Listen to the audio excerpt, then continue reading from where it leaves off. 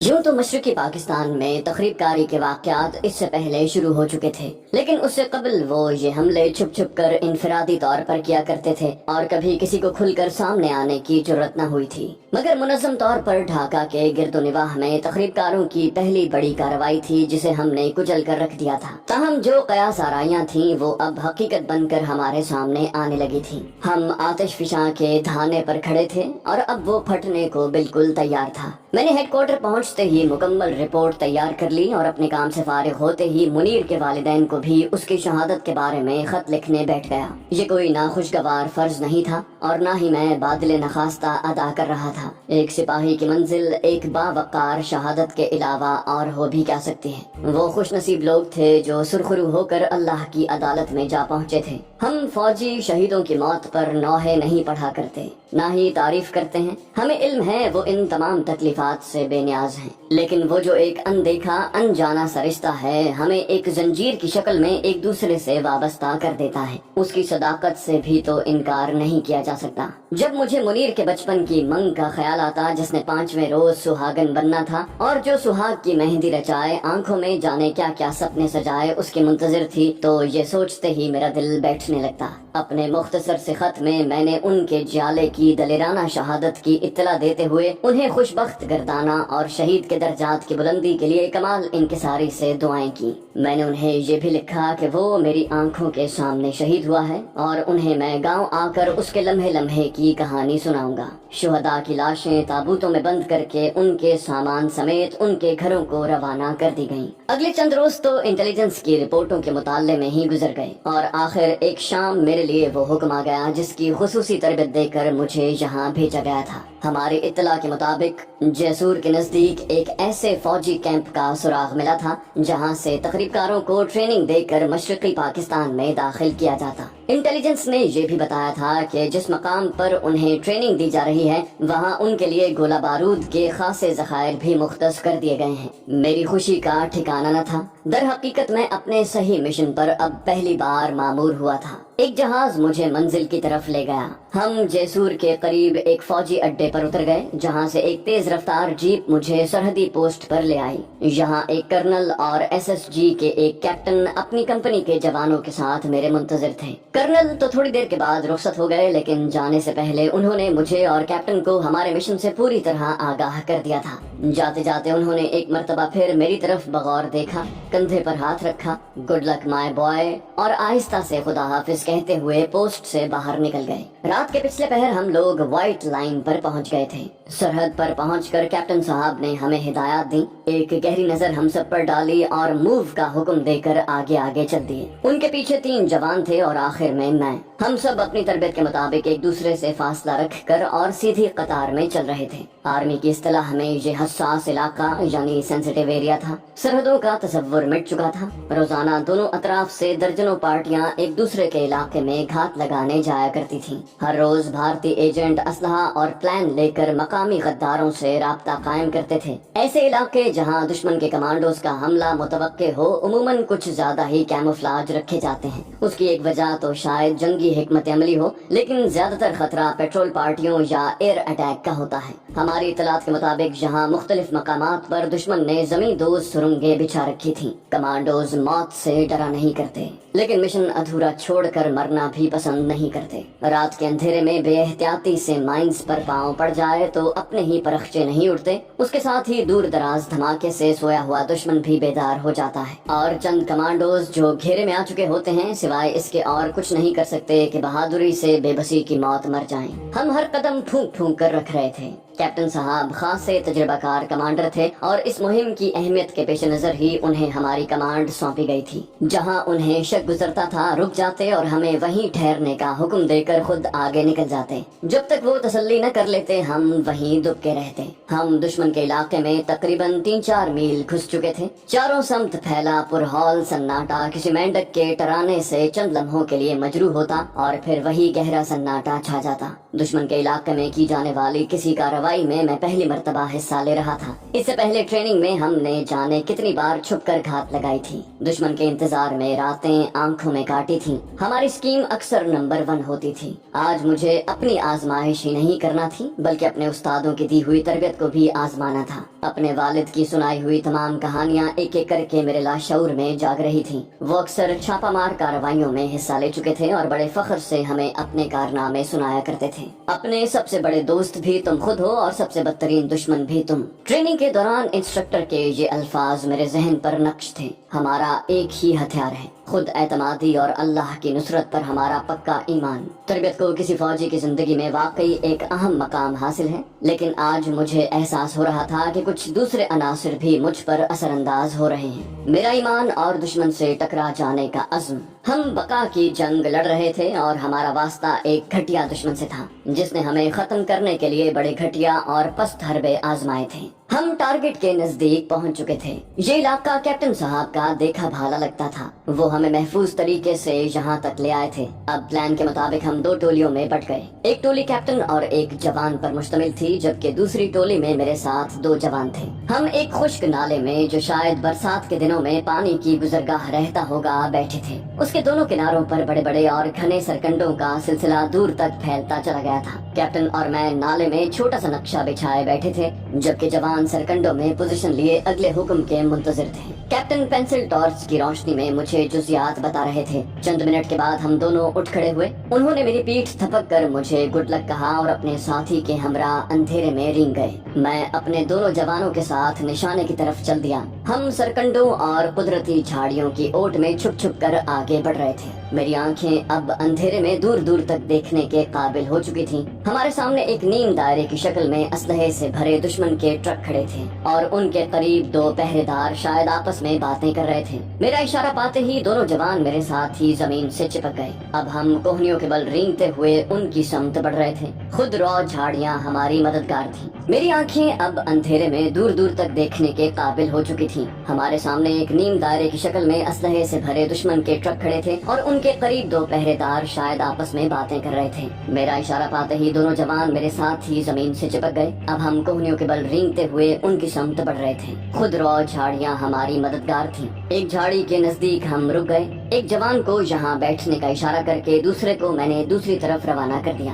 جھاڑی میں بیٹھے جوان نے دونوں پہرے داروں کو اپنے نشانے پر لے رکھا تھا۔ کمانڈوز کی یہی کوشش ہوتی ہے کہ وہ کوئی شور شرابہ کیے بغیر اپنا مشن پورا کر لیں، کیونکہ دشمن ہوشیار ہوتا ہے اور خصوصاً ایسے مقامات پر جہاں کمانڈوز کا حملہ متوقع ہو منتظر رہتا ہے۔ میں پیٹ اور کوہنیوں کے بل رینگتا اب اس جگہ پہنچ چکا تھا جہاں سے میرے اندازے کے مطابق پہرے دار کو واپس گھومنا تھا۔ چہرے پر ملی سیاہی کی وجہ سے میں اندھیرے ہی کا ایک حصہ بن گیا تھا۔ نائلون کی ایک چھوٹی سی رسی میرے ہاتھ میں تھی۔ انتظار کی شدت سے میرے اعصاب تڑپنے لگے تھے۔ وہ کمبخت ابھی تک خوشگپیوں میں مصروف تھا، حالانکہ اصول کے مطابق انہیں چلتے رہنا چاہیے تھا۔ اس بات سے میں نے یہی اندازہ لگایا کہ انہیں اپنے کسی افسر کی اچانک آمد کا خطرہ نہیں، اس لیے وہ اتنے غیر محتاط تھے۔ تقریباً 5 منٹ کے اعصاب شکن انتظار کے بعد وہ اپنی اپنی جگہ سے ہلے۔ میرے دل کی دھڑکنیں بے قابو ہوتی جا رہی تھیں اور رگوں میں انگارے دوڑنے لگے تھے۔ اپنے وجود کی تمام تر قوت ہاتھوں میں سمیٹتے میں چیتے کی طرح زمین سے چپکا اپنے شکار کا گلا دبوچنے کے لیے بے قرار ہوا جاتا تھا۔ اس کے قدموں کی آہٹ اب آہستہ آہستہ میرے قریب آتی جا رہی تھی۔ اپنی رائفل اس نے بے پرواہی سے کندھے پر لٹکا رکھی تھی اور خود مدھم سروں میں کچھ گنگناتا آنے والی قیامت سے بے خبر قدم بقدم میری طرف بڑھ رہا تھا۔ اس کی نظریں اپنی دوسری تنصیبات پر گڑی تھیں۔ میرے اور اس کے درمیان ایک چھوٹی سی نہ ہونے کے برابر جھاڑی حائل تھی جس کا میں خود بھی ایک حصہ بنا ہوا تھا۔ کمانڈوز کو دوران تربیت سب سے زیادہ توجہ سے یہی بات سکھائی جاتی ہے کہ وہ خود کو دوسروں کی نظروں سے کس طرح محفوظ رکھ سکتے ہیں۔ اچانک میرا دل اچھل کر حلق میں اٹک گیا۔ میری نظریں اس کے قدموں پر جمی تھیں جو میرے سر سے بمشکل 3 فٹ کے فاصلے پر آ کر ٹھہر گئے تھے۔ میری ہتھیلیاں پسینے میں بھیگ رہی تھیں۔ کسی بھی لمحے ہمارا جھاڑی میں چھپا ساتھی اس پر فائر کر سکتا تھا۔ یہ ٹھیک ہے کہ اپنی تربیت کے مطابق وہ آخری لمحوں تک خود پر کنٹرول رکھتا، لیکن بہرحال میں اس کا کمانڈر بھی تھا اور پاکستانی سپاہی کے لیے اپنے کمانڈر کی جان خطرے میں دیکھنا ناممکن ہے۔ اس کی چلائی ہوئی گولی سے میری جان تو وقتی طور پر بچ جاتی، لیکن ہمارے سارے کیے کرائے پر پانی پھر جاتا۔ میں دل ہی دل میں دعا مانگ رہا تھا کہ الہی یہ کمبخت اپنی جگہ سے ہلے۔ شاید قدرت کو میری حالت پر رحم آ گیا اور اس کے قدم اپنی جگہ سے اٹھ گئے۔ اب میں اسے مزید مہلت دینے کے لیے تیار نہ تھا۔ جو ہی وہ مجھ سے 1-1.5 گز آگے جا کر واپسی کے لیے گھوما، میں نے جست لگا کر نائلون کی ڈوری اس کے گلے میں ڈال دی اور بمشکل 20-25 سیکنڈ میں وہ قید حیات سے چھٹکارا پا گیا۔ میں نے انتہائی پھرتی سے اسے زمین بوس ہونے سے پہلے ہی پیٹھ پر لاد کر اس جھاڑی میں پھینک دیا جہاں میں فرشتہ اجل بن کر چند منٹ پہلے اس کا منتظر تھا۔ اس کے ساتھ ہی میں تیزی سے رینگتا ہوا اس جھاڑی میں پہنچ گیا جہاں ہمارا تیسرا ساتھی ڈیوٹی دے رہا تھا۔ میرا دوسرا ساتھی جسے دوسرے پہرے دار کو جہنم واصل کرنا تھا، اس کے شکار کو شاید بہت تھوڑی مہلت نصیب ہوئی تھی۔ میرا اشارہ پاتے ہی وہ دونوں بھی بجلی کسی پھرتی کے ساتھ اپنی جگہ سے نکلے اور ان بڑے بڑے ٹریلروں کے نزدیک پہنچ گئے جن پر ایمونیشن اور گولہ بارود لدا ہوا تھا۔ میں مشین گن لیے ان پر نظریں گاڑے وہیں بیٹھا رہا۔ تقریباً 2 منٹ بعد وہ واپس آئے۔ انہوں نے مخصوص مقامات پر ڈیٹونیٹر لگا دیے تھے۔ اب ہم تینوں جھکتے ہوئے تار اپنے پیچھے بکھیرتے وہاں سے دور ہٹتے جا رہے تھے۔ ایک محفوظ اور مخصوص جگہ پہنچ کر میں نے تار بیٹری سے منسلک کر دیا۔ ہمارا ایک ساتھی اپنی لائٹ مشین گن زمین پر ٹکائے کچھ فاصلے پر مورچہ جما کر بیٹھا رہا۔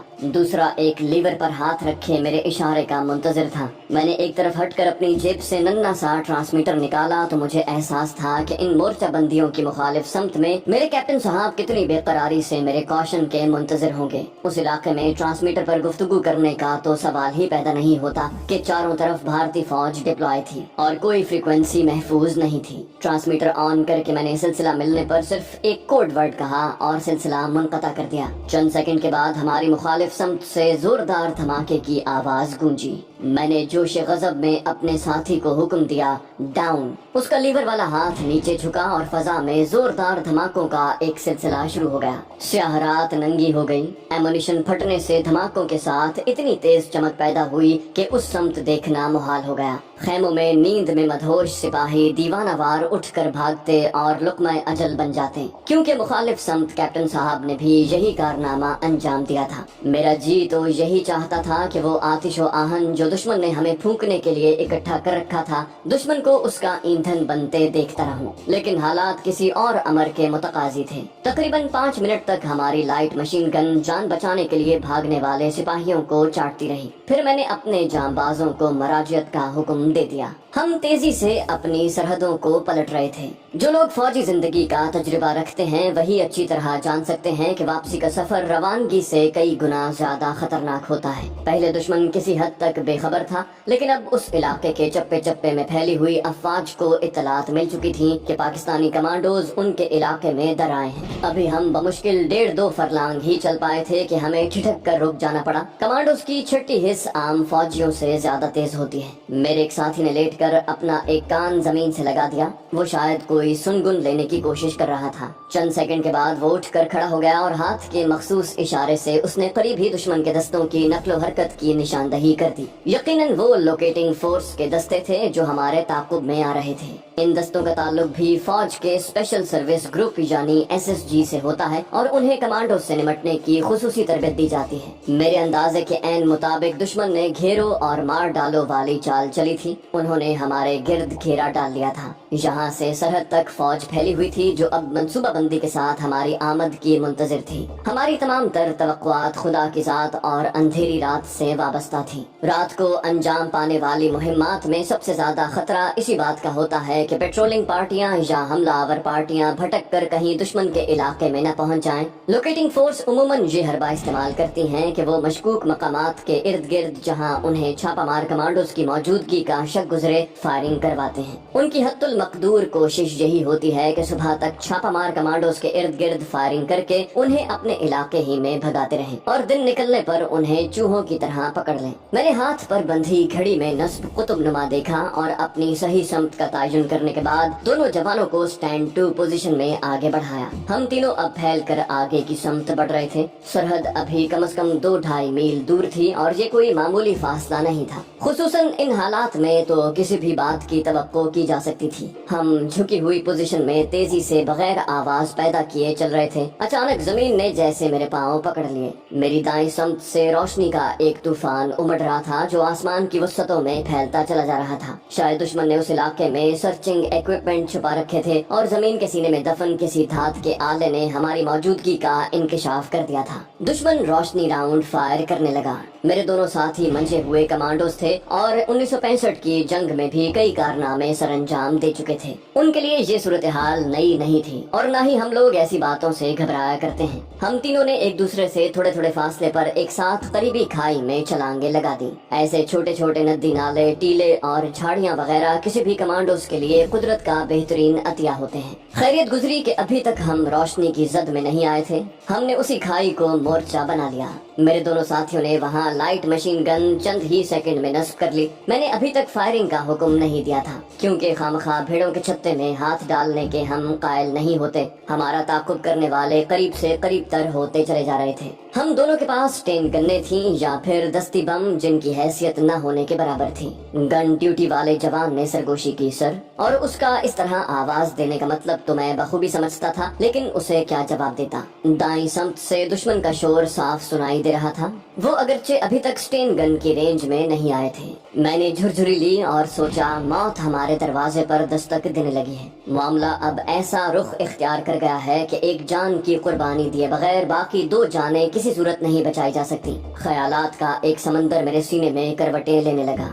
मुझे अपने उस्ताद की बातें याद आने लगी। वो कहते थे फौजी जिंदगी में जज्बाती मरहले तो अनगिनत आते हैं, लेकिन एक अच्छे कमांडर की खूबी ये है कि वो अक्ल और होश के दामन को कभी हाथ से नहीं छोड़ता। उसके नजदीक एक जवान की शहादत का दुख भी किसी तरह कंपनी की मौत से कम नहीं होता। लेकिन ये सब कुछ एक डिसिप्लिन की हद तक है, वगरना असल में वो सब लोग एक कुंबे की तरह ही आपस में मिलजुल कर रहते हैं। मशीन गन वाले जवान ने मेरे ख्यालात का सिलसिला मुनक़ता किया। सर, अब आपको यहाँ से चले जाना चाहिए। मैंने उसकी जानिब देखा। उसकी उंगली ट्रिगर पर रखी थी और उसकी मुल्तजी निगाहें हमारी तरफ थी। मेरा जवान मुझसे मौत के मुंह में कूदने की इजाजत मांग रहा था। मैं सोचने लगा, मैं इसे क्यों मरने दूं? मैं चंद लम्हात के लिए जज्बाती हुआ चाहता था, लेकिन दूसरे ही लम्हे मैं पाकिस्तानी फौज का ऑफिसर बन चुका था। मैंने उसके कंधे पर थपकी दी। गुड लक, खुदा हाफिज।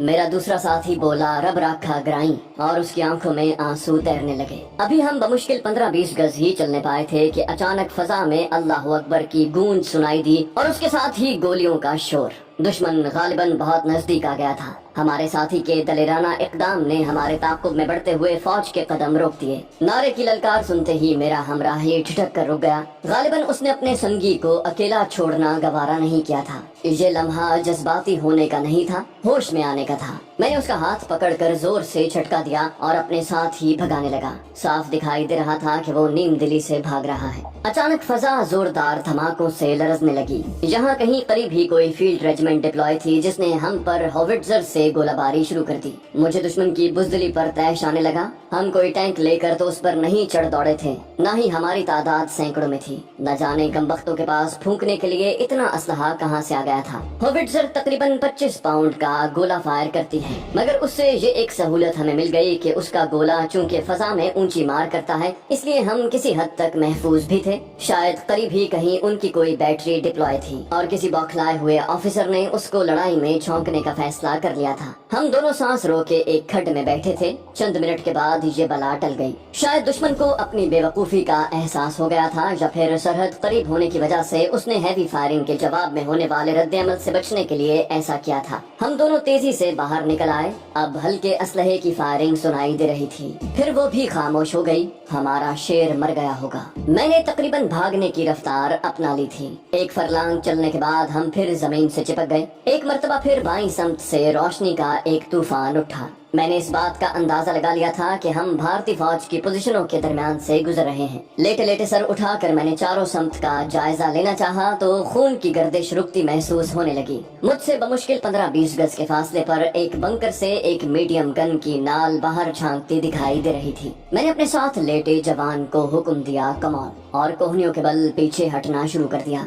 मैं तकरीबन 5-6 गज पीछे हटाया, लेकिन वो जवान बदस्तूर वहीं रहा। मुझे कुछ गुस्सा भी आ रहा था। दोबारा उसके करीब पहुंचकर मैंने उसके कंधे को झंझोड़ा। Come on move. जवान ने मेरी तरफ गर्दन मोड़ी। उसकी आंखों में बिजलियां कौंध रही थी। बोला, सर हमको माफ करना, ہم واپس نہیں جائے گا۔ جانے اس کے لہجے میں کیا چھپا تھا کہ سرد سی ایک لہر میری ریڑھ کی ہڈی میں دوڑ گئی۔ میں نے حیرت اور غصے کے ملے جلے تاثرات سے اس کی طرف دیکھا۔ وہ بولا، صاحب وہ میرا گرائیں تھا، ہم فوج میں اکٹھا بھرتی ہوا صاحب، ٹریننگ بھی ایک ساتھ کیا، کبڈی بھی اکٹھا کھیلا، زندگی بھر اکٹھا رہا ہے سر۔ اب وہ اگلا جہاں میں اکیلا کیسے جائے گا صاحب؟ ہم کل خدا کی عدالت میں اس کو کیا منہ دکھائیں گے صاحب؟ ہم اپنا سنگی کو موت کی راہ پر اکیلا نہیں جانے دے گا سر، خدا را ہمیں معاف کر دینا۔ ادھر ہمارا گاؤں کے لوگوں کو بولو ہم نے یاری نبھا دیا۔ وہ بول رہا تھا اور میری سانس دھونکنی کی طرح چلنے لگی تھی۔ میں پھٹی پھٹی آنکھوں سے اسے تک رہا تھا۔ اس نے ٹھوس دلیل دی تھی لیکن اس کا فلسفہ مجھے کیسے ہضم ہوتا؟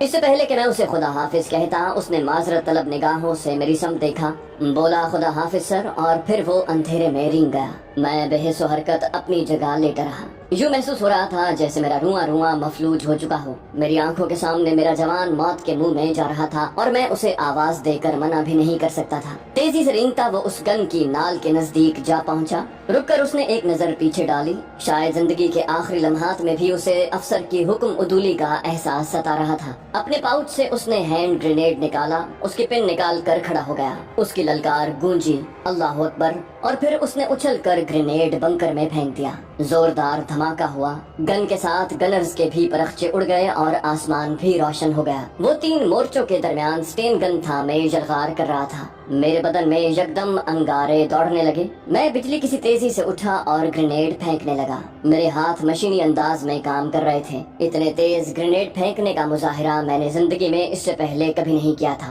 3 مورچوں سے آگ اگلتی گنز خاموش ہو چکی تھی، لیکن میرا جوان موت کی شاہراہ کا مسافر بھی اپنی منزل پا گیا تھا۔ وہ اپنے سنگی سے شرمسار ہونا گوارا نہیں کرتا تھا۔ خدا کے حضور کیوں شرمندہ ہوتا؟ اللہ نے بھی اس کی لاج رکھ لی۔ خطرے کے احساس نے میری نس نس میں بجلیاں بھر دی تھیں۔ میں تیزی سے کرالنگ کرتا وہاں سے دور ہی دور ہٹتا چلا جا رہا تھا۔ نزدیک تو فی الحال کوئی مورچہ نہیں تھا، البتہ مجھ پر دور سے کراس فائر آنے لگا۔ دشمن نے اپنی تمام تر سوجھ بوجھ کے مطابق زمین کے چپے چپے پر آگ کا جال بچھا دیا تھا، لیکن رسم خلیلی نبھانے والے آتش و آہن کے طوفان کب خاطر میں لاتے ہیں۔ تھوڑی دور چلنے کے بعد میں اپنا قطب نما دیکھ لیتا۔ میرے پیچھے بدستور فائرنگ جاری تھی۔ اب میں نے سیدھے ہو کر چلنا شروع کر دیا تھا۔ بڑے بوجھل قدموں اور دکھی دل سے واپس آ رہا تھا۔ مجھے اپنے زندہ بچ آنے پر شرم آ رہی تھی۔